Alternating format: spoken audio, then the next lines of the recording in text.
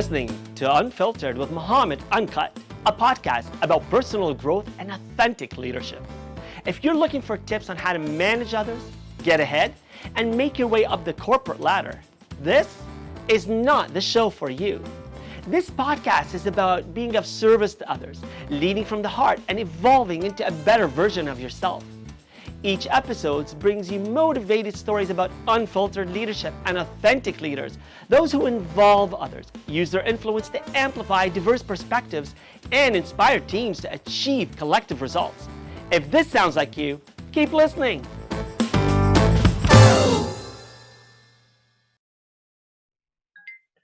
Hello and welcome to the Unfiltered Podcast, and welcome to my unfiltered guest, Laura Staley.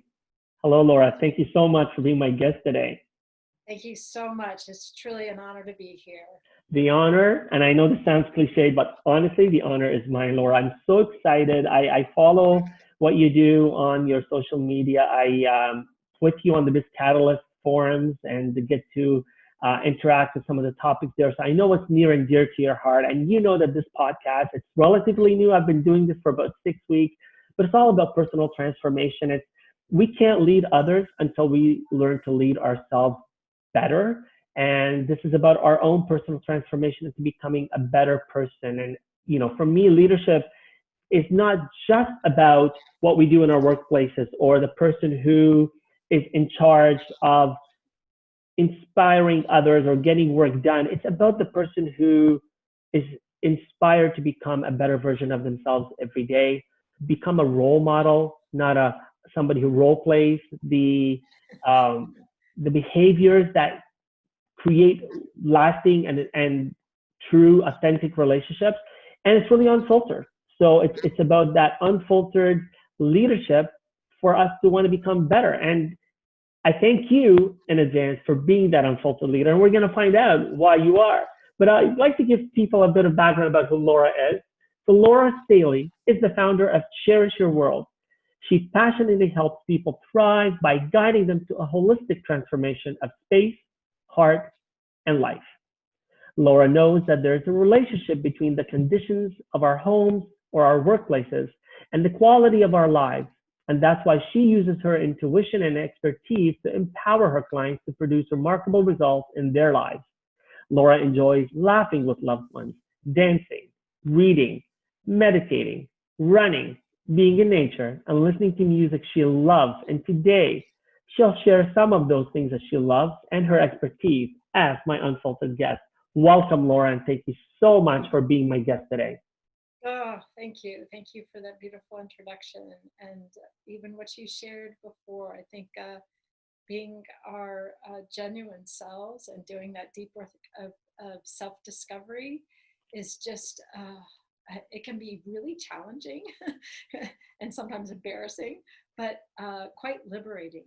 So yeah, I loved what you said about being a role model instead of role playing, because I feel like somebody who has, been handed so many scripts, and I'm like, really, I got to read these lines, and I'm like, this isn't coming from my heart, okay, and then I end up sounding like a robot instead of myself. So yeah. Well, we've all been there, and of course, I'm going to ask you what leadership means to you, but I want to pick up on what you just said there. I think it makes sense sometimes that we aren't leaders yet in certain things, and we are following whether the intuitions of our heart or the intuitions of others, and so we're learning. So having to read something that isn't yet inherently natural to us, that's part of the learning process. We don't all come out of the wombs of our mothers riding bikes or doing backflips.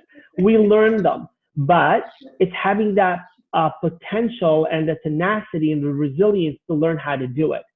So let me start with you there. What motivates you to learn and to grow personally before you can actually help others learn and grow? Oh, that's such a great question. I guess a deep passion to be of service, to care about others and myself. And I think curiosity is underneath that. I think I've just been curious since I was a little girl about all kinds of things, like what made people tick, what made people so angry, what, you know, like that emotional, those are emotional realities. And I think that is such a driver. Like maybe I just came into this life as a curious one and very introspective from a young age, kind of reflective and wondering.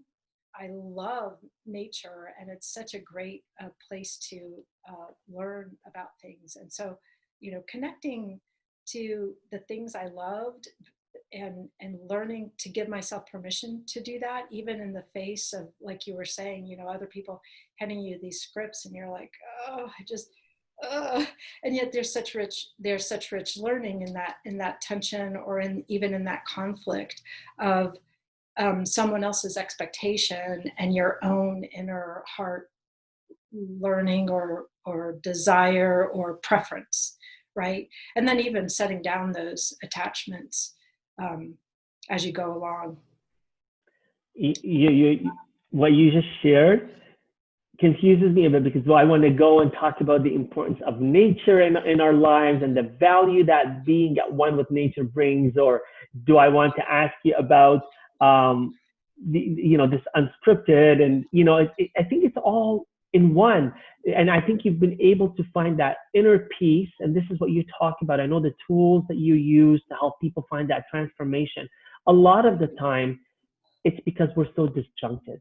Our different parts of who we are, Yeah. we're just in so many different places. We'll be walking in the woods, but we'll be thinking about being in the office.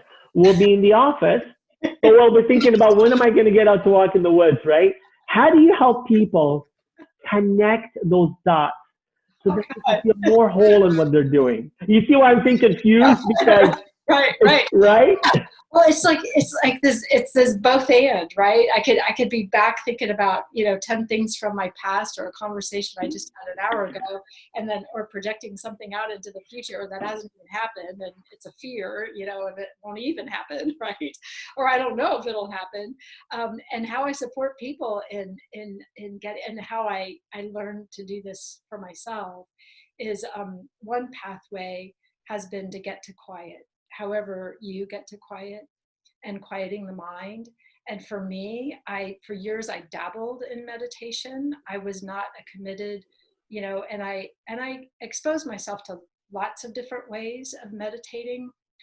And then I discovered 6 years ago that being quiet is essential. As my life my outer life, both well, mostly personally, but in a way professionally, I was at this crossroads. Do I go forward with Cherish Your World, or do I get a, what do they call it, a survival job? Because my entire life came unglued 6 years ago. And at that juncture, I chose to be a daily meditator for at least 20 minutes a day.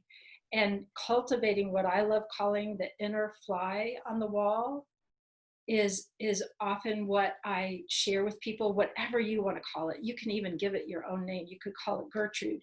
You could call it my inner knowing. You could call it a witness consciousness. I mean, there's a lot of names for it, but it's more that experience of the voyeur of yourself, to know that my hand is going like this right now, right? And to actually hear the words that are coming out of my mouth, and being present enough to the fact that I notice, I'm talking to this little dot on the laptop, but I'm noticing your head nodding, right? I'm still able to take that in with a certain amount of presence.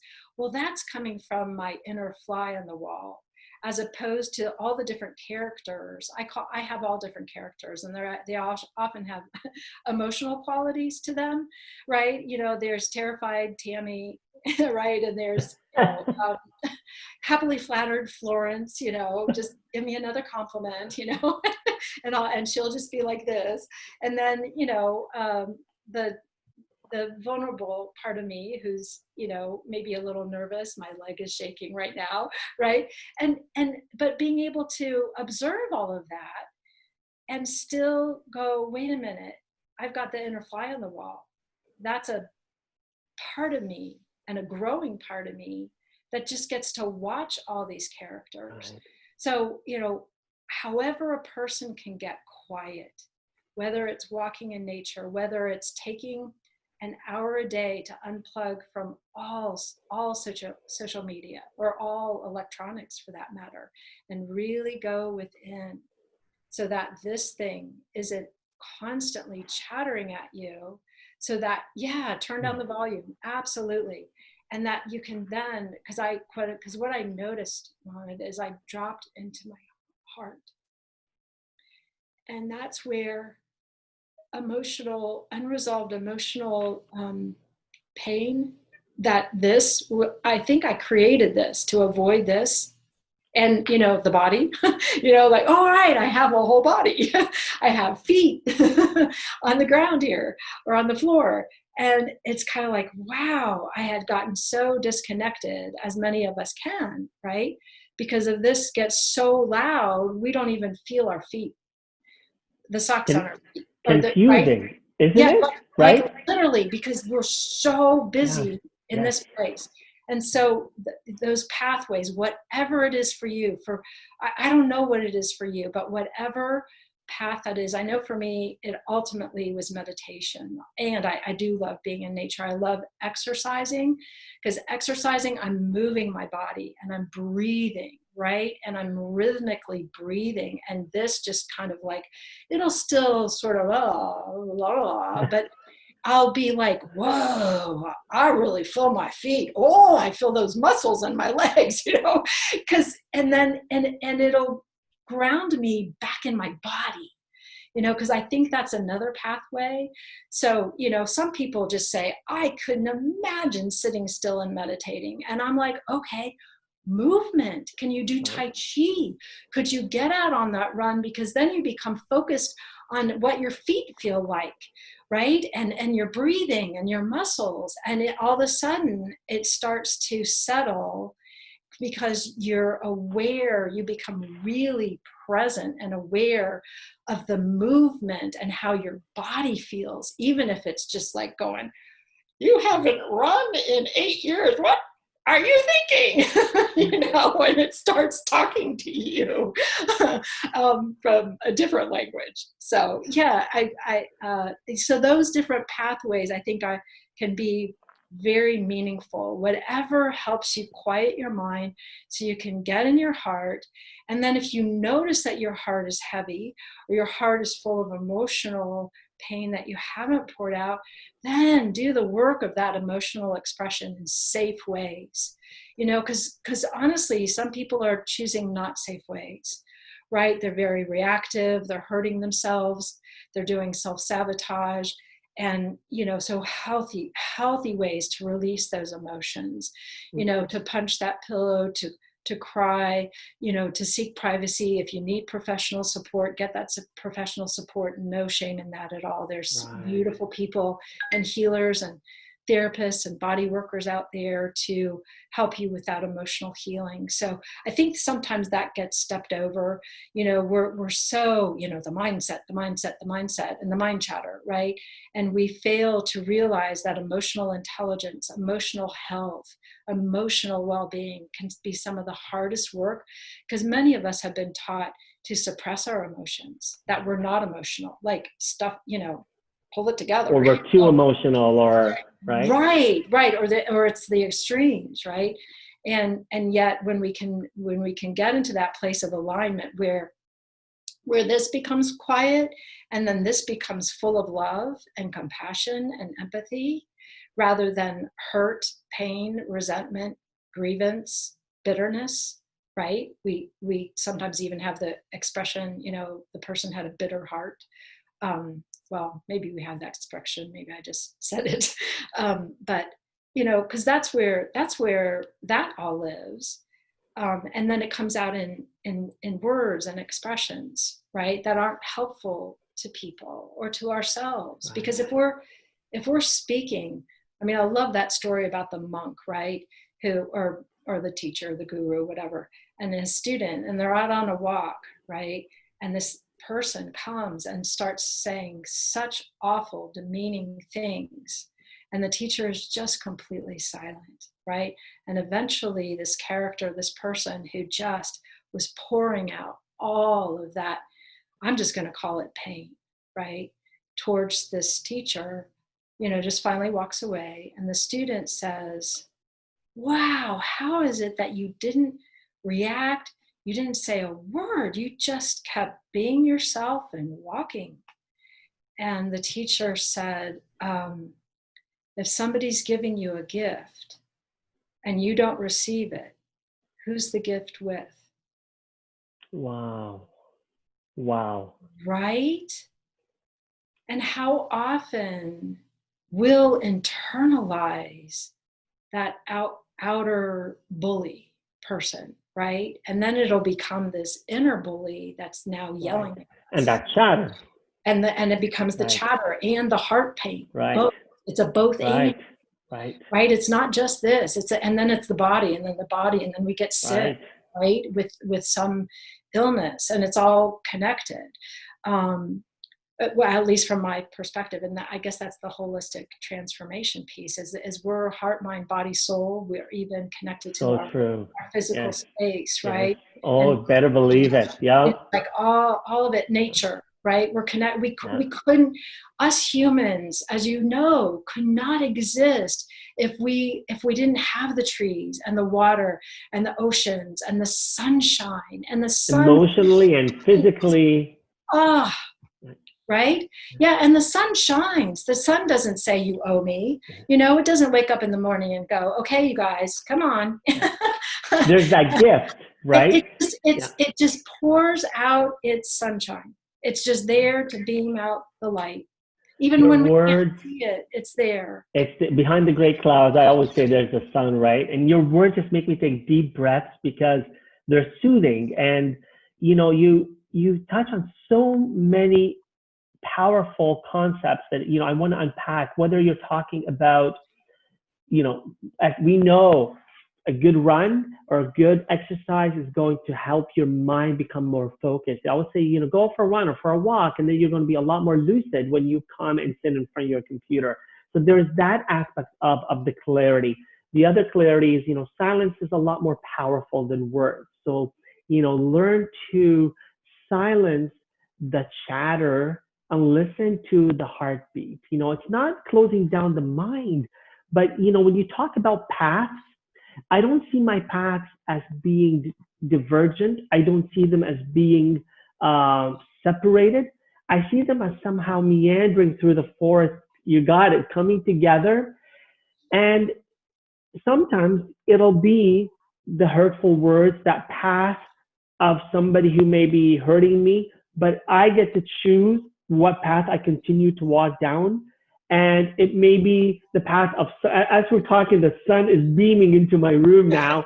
And it could be, see that there's a power of connecting with nature. It could be that, because if it was gloomy outside, I would go like this because I feel gloomy inside. But I need to make sure that the weather is not impacting me. I have to carry my own weather, as Stephen Covey would say, right? But it's powerful. And I'll share a story with you. A few years ago, I was working in my garden. Just like you all love nature, love working in the garden. But I had this angst. I was feeling guilty because I should have been inside blogging, it was Saturday afternoon, beautiful July afternoon. And I said, Mohammed, why do you want to go inside? And Mohammed responded, well, because I need to blog, I need to post something, I need to make a difference and said, what do you want to do? Well, maybe it'll help my career. Maybe it'll push me in a different direction and give me more free time so that I could. And I paused and I said, yes, so you could. And I said, so I could have more time to work in my garden. So here I am working in my garden. The guilt, the chatter was telling me I needed to be elsewhere. So that it's taking me from the peace and the meditation of being present, trying to put me into a busy place, a different place that didn't need me at that moment. What needed me was my flowers in my garden as much as I needed them. And it was telling me I needed to go there. So, the shiny object, you need to make more money so you could do more, so you can come back to exactly where you are. And we had a death in the family yesterday. It was somebody from the community. And I woke up thinking about that. And whenever there's a death of somebody close by, it puts perspective. Like, it makes all the stuff that your career and your your work. It puts it in perspective, and it's not as important, right? And I sat down to write, and I thought, no, I know that if I write and I publish, it'll help me and help others, but I just needed to heal. And so I shut down the computer and I just went to work around the house with my wife, and I needed to heal that way. So sometimes you have to heal yourself. It's not just about what you're going to do and how it's going to impact others and the story you're going to tell and the share. You need to work in your garden. Forget where else you need to be. You need to shut the computer, and healing today will not be a blog. It'll be, your partner. It'll be painting the house, right? So when you talk about paths, Laura, it's impossible for me not to see that alignment, as you call it, is these paths coming and crossing together. Tell me, how do you help people create that clarity? Because some people will see, mostly men, most of the people who aren't in touch with their emotions. And I say men because women are more emotionally intelligent, and most men and most unemotionally intelligent women will look at emotionally intelligent women and think it's a weakness, right?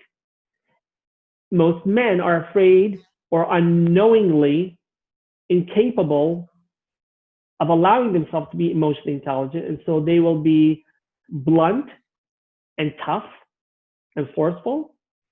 So how do you help all of us get that clarity when it seems our paths are intertwining to our detriment?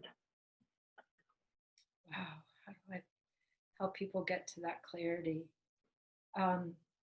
Well, I ask questions. I ask meaningful questions of that person. So, for instance, if it was you and you were struggling in communication with your colleagues, and you were noticing that you were blunt and not maybe getting what you wanted, I would ask you what you're afraid of. I mean, like, what are you really afraid of? It's fear. So you're taking it back to fear. Right. What are you really, really afraid of? And you mentioned just a few moments ago the death of, and I'm so sorry for your loss. And I know I've had recent losses too, so that we share that kind of grief love in common. And because those things aren't gonna, the bluntness, the not getting our way, the bullying, is not going to stave off death, right? And what actually makes a fulfilling life? So how I would help the person get to clarity is I would ask those meaningful questions of, what are you actually committed to?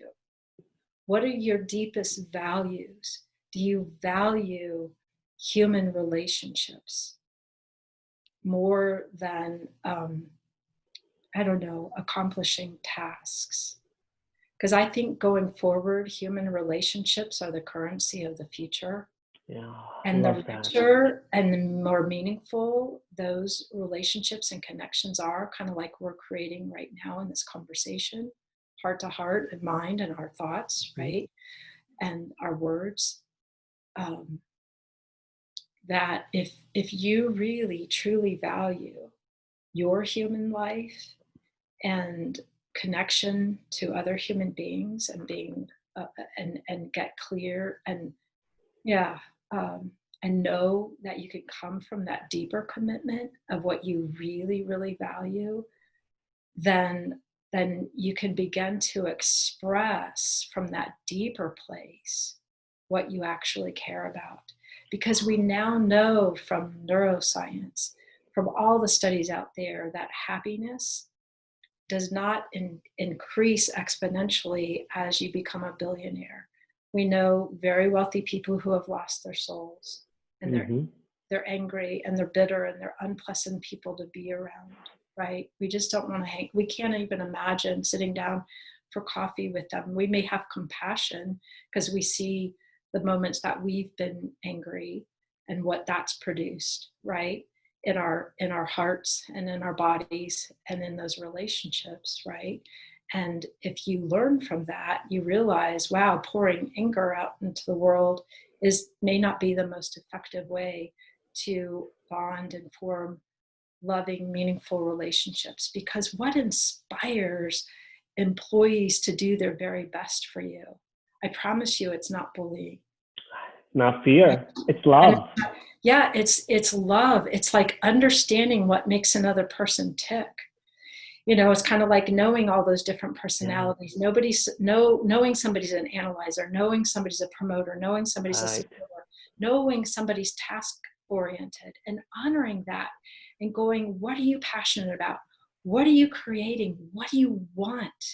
What do you really, really, really deeply want for your life?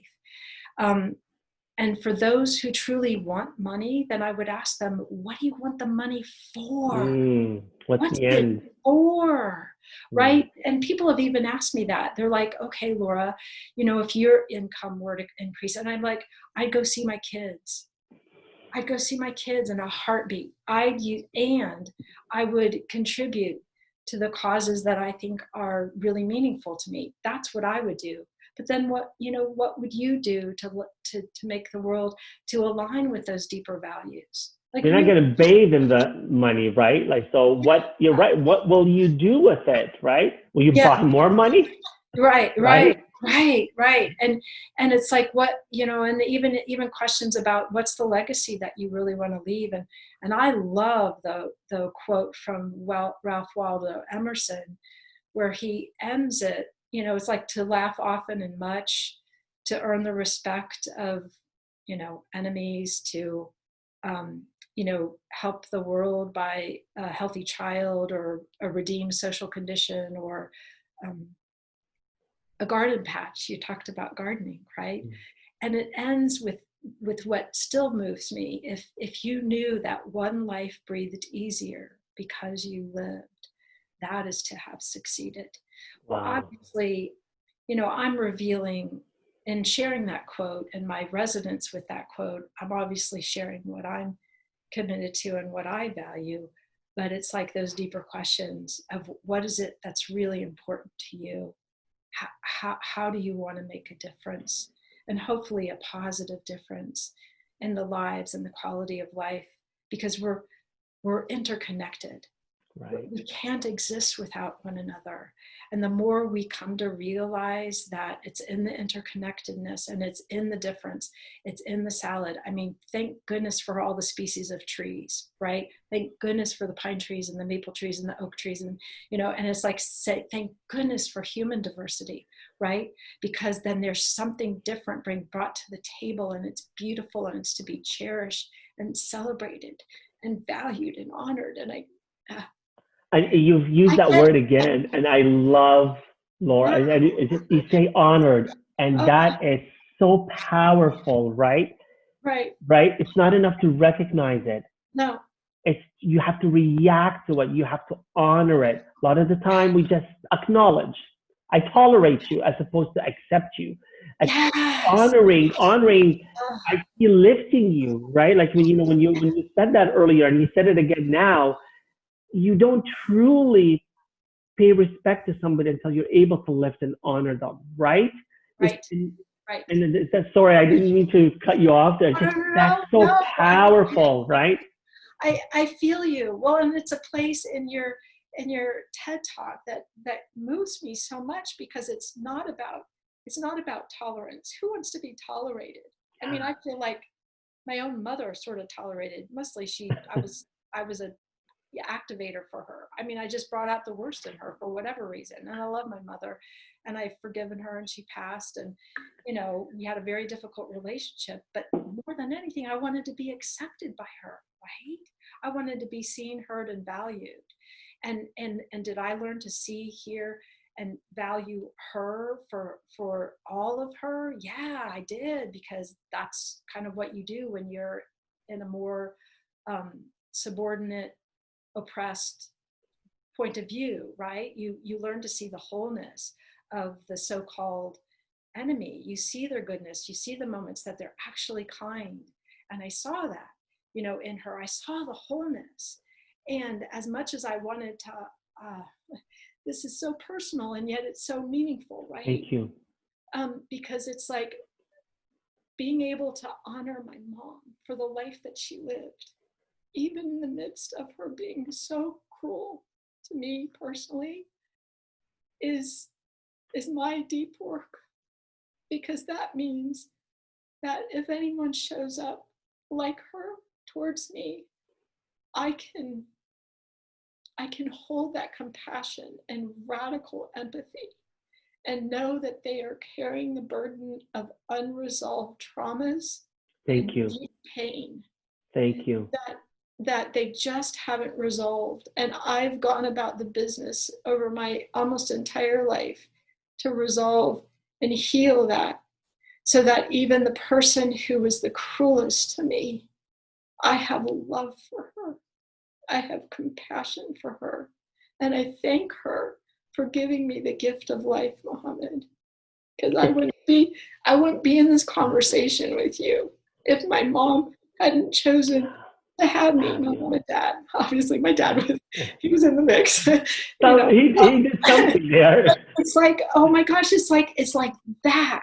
It's like that. Yeah. That's like the story of the guru, the teacher, and you know, forgiveness is not about the other person. Forgiveness is empowering and liberating for us. And I've had this conversation with loved ones and friends and people who weren't that close to me, and I've said, look, don't forgive because it's going to make things easier for the other person. Likely your action may have no resonance with them. Forgiveness is liberating for you, so you don't live a mired life. You know, you don't live a life that you're that constant chatter and that dis-ease, the heart set is imbalanced because you're constantly either blaming yourself or feeling that you're not enough or feeling that you've earned that spite, you know. But where you take us is the powerful conclusion, or the not conclusion but almost the what complements your story and our when someone has hurt us, for you to recognize that they've been equally hurt somewhere. You know, I don't think anybody's walking around like the Wicked Witch, right? What is even well, actually, even Snow White's stepmom, she was hurt, right? Right? Recently, what was it? Angelina Jolie in Maleficent, I think, was the movie. We see the other perspective of the Wicked Queen because we realize that she was raped, she was hurt, and that's why she's caring, right? So I think for us to become wholly accepting and loving human beings, we are not doing a disservice to ourselves or to others by recognizing that they are in pain. I think we're being fortified in the process. We're growing, we're learning, we're becoming stronger, and perhaps we can liberate others with our love. And that is what we need today. You know, you and I are on these conversations often. I'm grateful for having a one-on-one with you now. But you mentioned earlier, we need that today more than ever. And I can talk about it from a social perspective, from what's happening right now because of COVID, or what's happening because of Black Lives, because, you know, we're recognizing what centuries of oppression to indigenous communities and colonization and slavery has done to all of us, not just to the victims of those communities. But I want to talk about it as a liberating step forward for our paths to meander and cross, and why that's important in a workplace, not just in a community, not just in our homes, but in a workplace. And I'm sure you have many of these discussions with people who take that baggage and bring it to you from a workplace environment.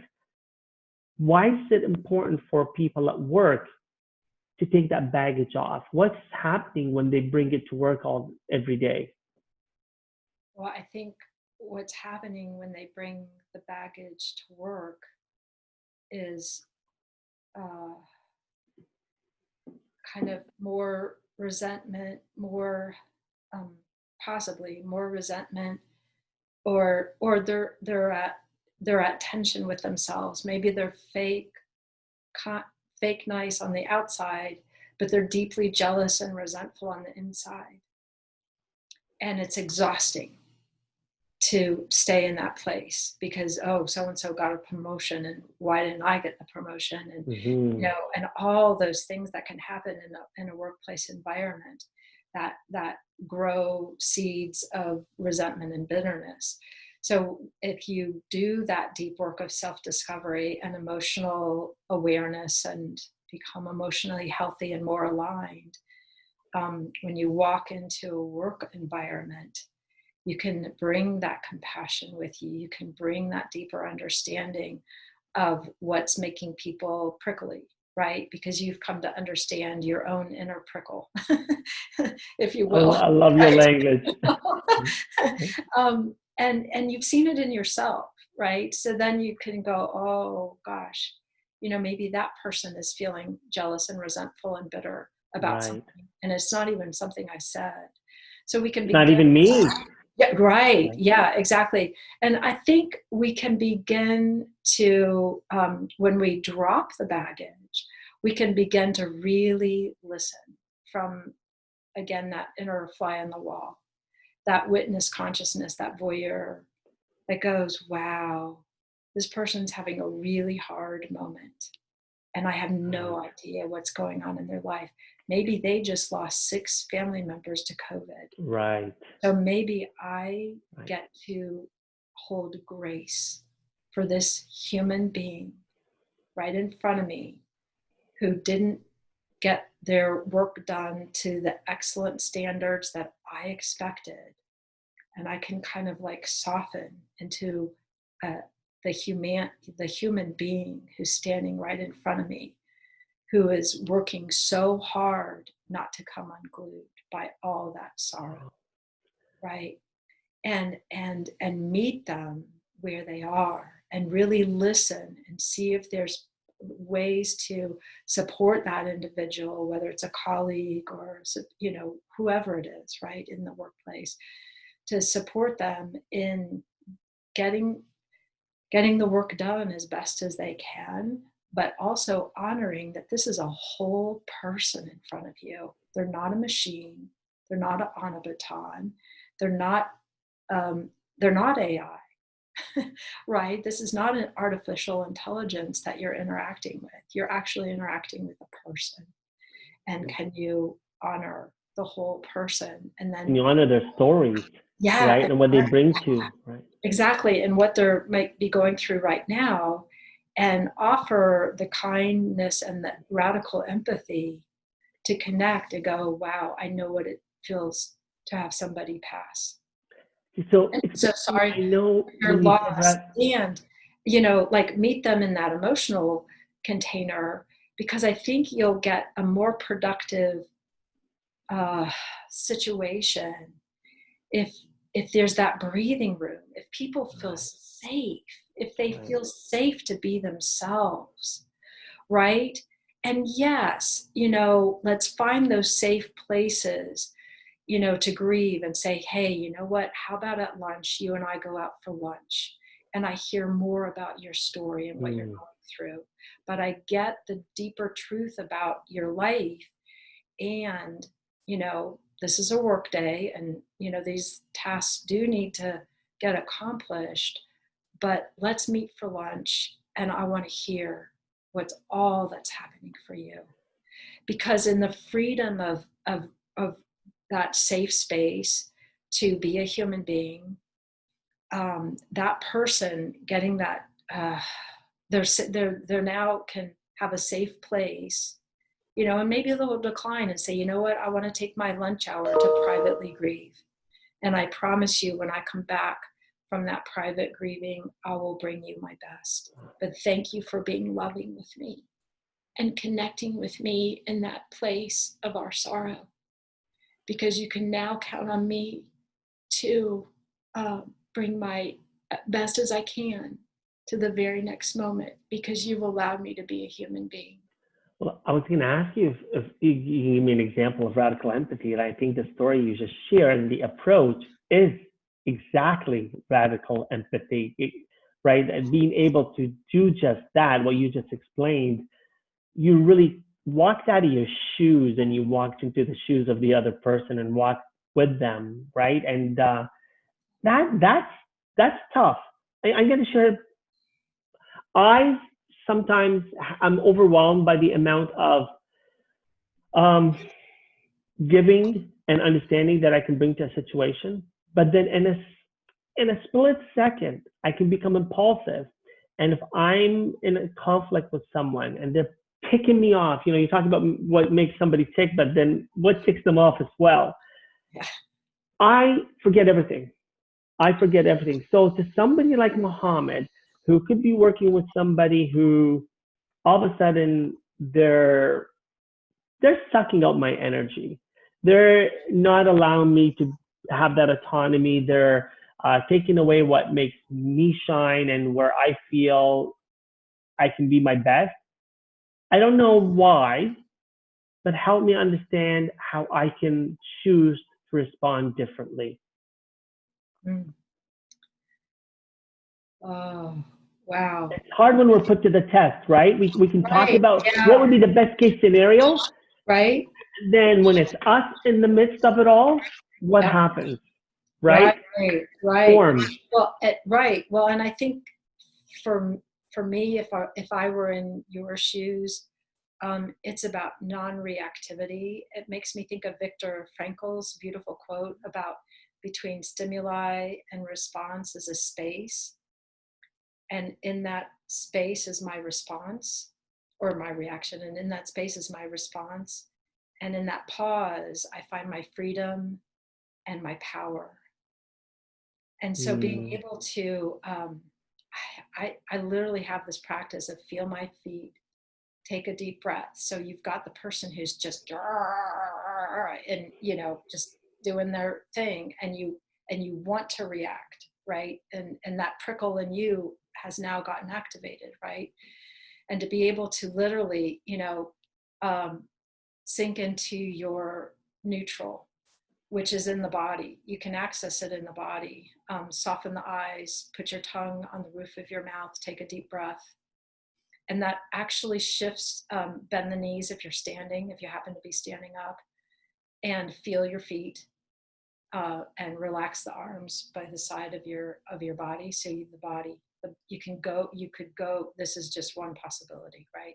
You could go to the body and get that neutral place, because in that neutral place, then all possible responses are available to you, which can include silence, which could include speaking your deeper truth, which could include going, thank you so much for pointing that all out to me. I'm going to go back and get to work.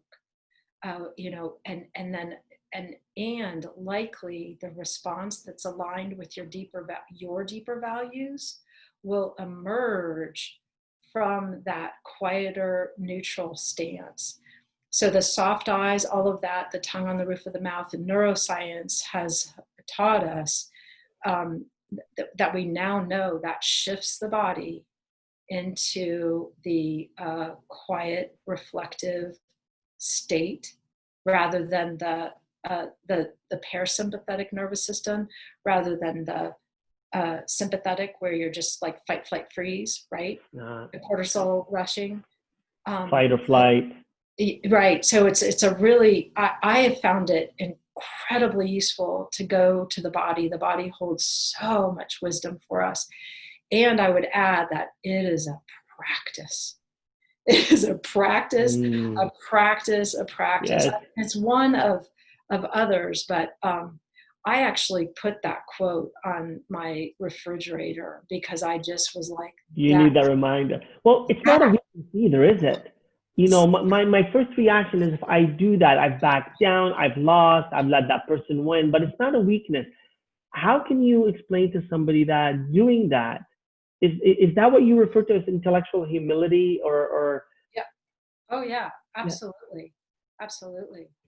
Because, well, and it's kind of a moment like that story that I told earlier of who's the gift with, if it's still with that person. They're the ones, and then you become the mirror of emotional regulation, right? and intellectual humility, and the very values that you may honor the most, right? You become the change you want to see in the world. Right. You become that being who you would hope that individual may or may not emulate.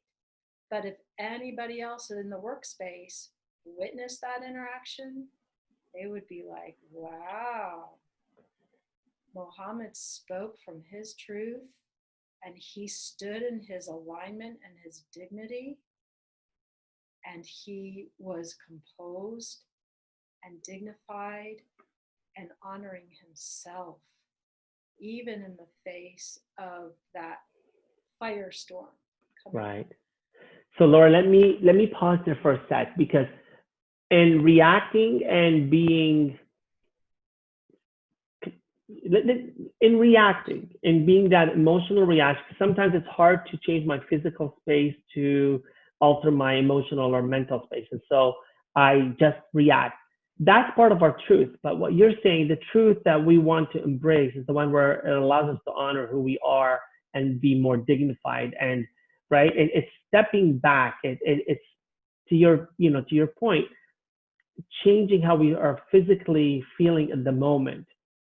Because I know whenever I react later, like seconds later, it's like, did I really just say that? And so sometimes we can tell ourselves that that's the powerful response.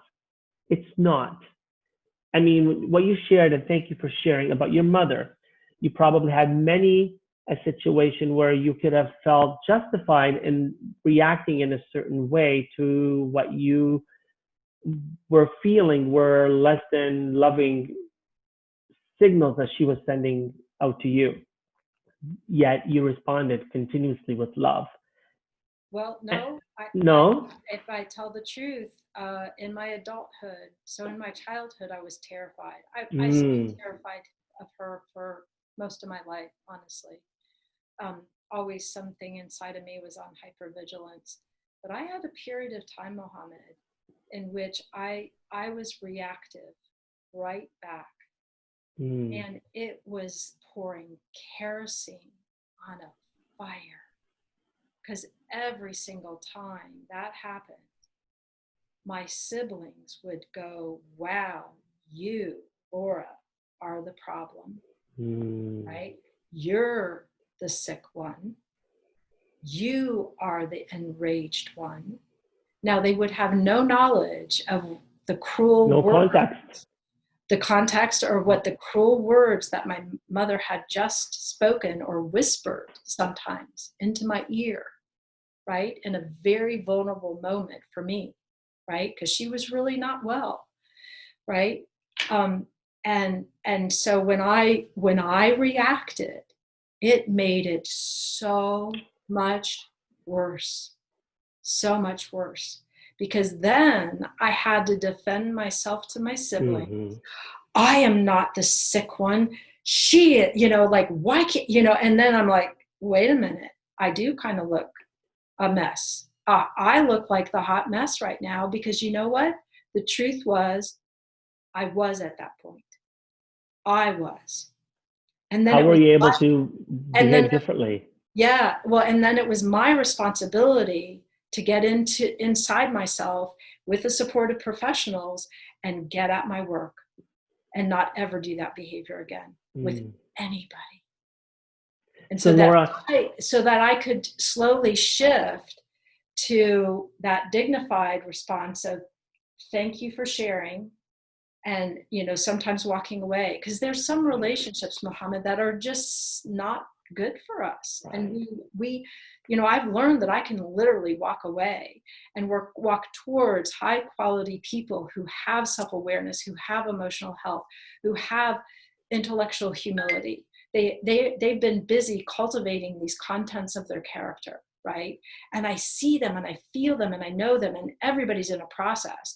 But that part of it is like calling out my own self, right? So I had to call out my own self in those interactions with my own mother, so that going forward, I had the whole cornucopia of responses available to me, including staying silent and walking away in my dignity, and knowing that I wasn't a wuss, for lack of a better word, right? But you had help, right? I didn't become a victim of my own words coming back to smack me. Because the truth is, every time somebody said, you're misbehaving, they were right. Right.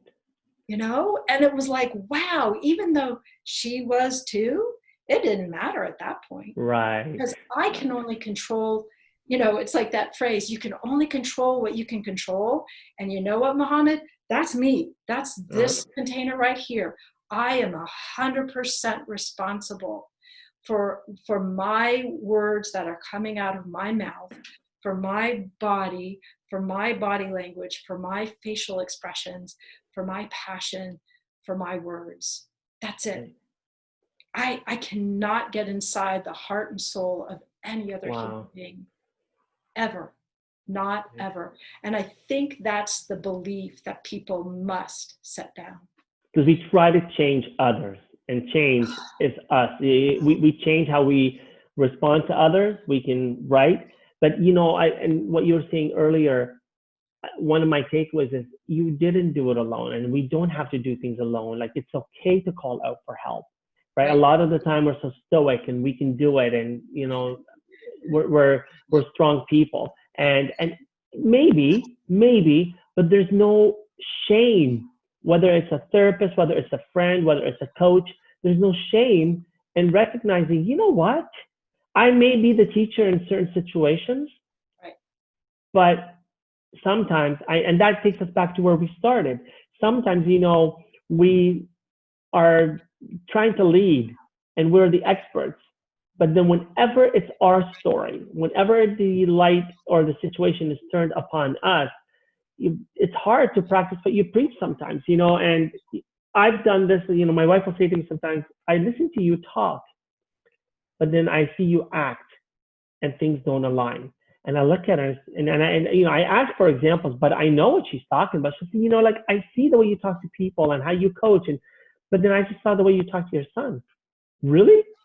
And I think it's because we take for granted in situations where, oh, it's my son, I can get away with it. Doing the wrong is always wrong. Right? And so, right? Yes. And that's hard, because, you know, to a certain point we become hypocrites. Yeah. Right. Oh, absolutely. Right. Absolutely. Right. Well, it's, Oh, you've hit on it. And gosh, trust me. Well, it's the whole imposter syndrome. You took the words out of my mouth. It really is. Oh gosh, right. It would totally be me having this, you know, meaningful conversation, respectful conversation with you right now, and then getting in my car and cutting somebody off in traffic and, you know, flipping the bird, and I'm like, wait, no, that's not me. See, and that's what I've learned through many moments of exactly what you're talking about that, you know, disconnect, right? And for me, it was like the moments that I was treating my own tiny children, because I hadn't resolved my traumas, right? I was, you know, overstimulate, you know, all that. And I'm, you know, like, that's okay. And like you were mentioning about your son, so I could be kind and so gracious with a clerk and really patient in the grocery line, right? And then come home and just be this awful person to my own children who I deeply love and cherish. And that, you know, and so that's the moment, right, where I knew I had to get congruent. And I love the, it's an alternate serenity prayer, which goes, God grant me the serenity to accept that there's only, how does it go? Oh, sorry, my train of thought. There's only what I cannot change any other person. Right. The courage to change the one person that I know I can, and the wisdom to know that person is me. Right. And so as we then go to work on that self-awareness and that self-discovery and that self-love and self-forgiveness and grace and compassion for ourselves, we can take that more aligned self and reach out for the support, and no shame, right? or even if you have the shame, do it, you know, kind of like, okay, you know, and have the humility to do it anyway, or the vulnerability and the courage to do it anyway. And then you're walking out more aligned in the world. Because what I would hope that people would say about Laura Staley right now, as opposed to 5 years ago or 10 years ago, is that she shows up exactly as Laura Staley, you know, from her deepest values, from her compassion, from her aligned, more healed self. And she knows she'll still make mistakes, but she'll be able to call herself out and apologize and commit to a new behavior for the future. Because I've learned so many lessons down a very hard path, Mohammed. I mean, I really, really had to look at myself hard in the mirror and own all the crunchy and all the prickly and all the places that I hurt and all the places that I was jealous and envious and, you know, pity party, right? All those parts of me to just, you know, use the alchemy of all those experiences that were really, really hard to turn into to turn into love, to turn into compassion, to turn into radical empathy. So gosh willing, from this day forward, kind of, right? like a pledge or something, but a commitment, a deep, deep commitment that I have to, you know, at the very least choose silence, because at least in the silence, I haven't said harmful words to another human being. And it's not a place of weakness. And that alchemy, as Oh, you say, it's ongoing. You know, we yeah, are it's a practice. continuously, It's a it's a practice. practice. And I love it Oh when you say, you gosh. know, I think of becoming unfiltered, becoming that authentic human being. It is alchemy. It is a matter of taking the most base qualities and turning them into, you know, I cannot go and get another Muhammad. I cannot disinvest myself of all the things I've done in the past, good and bad. It's taking all those base qualities and turning them into the most refined, value-based behaviors that make me worth my weight in gold and more, right? And I think, you know, that is a combination of heart and mind. It's a matter of spirit and soul. And you know, you and I could spend another hour, and I in the future I will. But you know, this leads me to, you've given us so many heartwarming, life changing, wake up. What do you call a wake up Willie? Right? Right? So, can you give me and the listeners, what is one thing that you could give to help us keep that resilience? Because you bring such emotionally charged peacefulness to your commitment to do better, and it's not broken from where you've come. And your connectivity to who you are only makes you stronger and more authentic. What is something you've done to allow you to do that so well, that, you know, I call this the unfiltered thought of the week. What unfiltered thought could you give us to be able to master that skill of turning that vulnerability into the courage consistently? Oh, wow. How do I turn the vulnerability into courage consistently? Um, Humility Humility. and grace. I'm I'm constantly humbled by um, and gratitude. You know, appreciating the very smallest steps that I may have taken, because I'm perfectly imperfect, right? Um, so humility um, and gratitude. You know, really staying humble in my humanity, knowing at the end of the day I'm a human being, just like you are. And I can be brave for something bigger than myself. That helps me too. That I know that what's happening in our world right now is so much bigger than me. And Right. so if I can stay grateful and humble, that supports me being vulnerable and brave. And yesterday when I was sitting thinking of how am I feeling to the news of this person passing, humility and being humble and knowing my place and knowing what's important at that time, right? Because we can get so caught up in the shiny object syndrome and who's doing what and all, what did you call the one who's competing and always jealous and right? I love you. We have to touch. Oh, jealous Judy.